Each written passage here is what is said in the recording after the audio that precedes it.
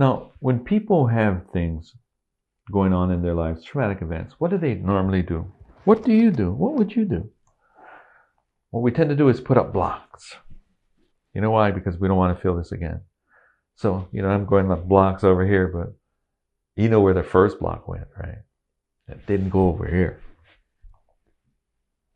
It goes right here, right by your heart. Why? Because that's the one that hurts the most. Huh?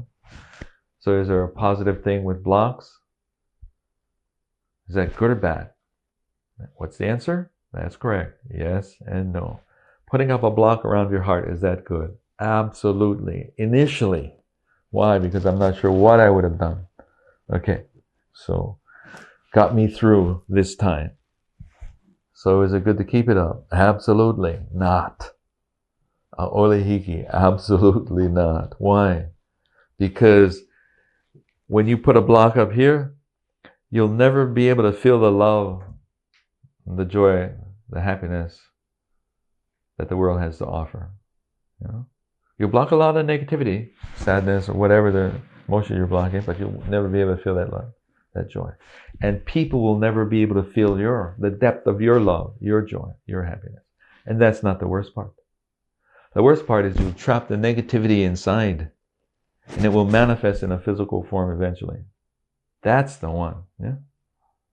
It will manifest in a physical form eventually. That's why you got to get them out. How do you identify these things? We already did that.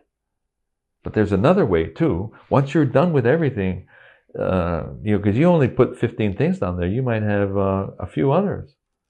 So we refer to that as the cubbyhole things. Cubbyhole things are other deep-seated things that might come up after the clearing. You might have things that pop into your head after the clearing. This is what I would do. If something pops in your head, write it down. Don't be afraid to write.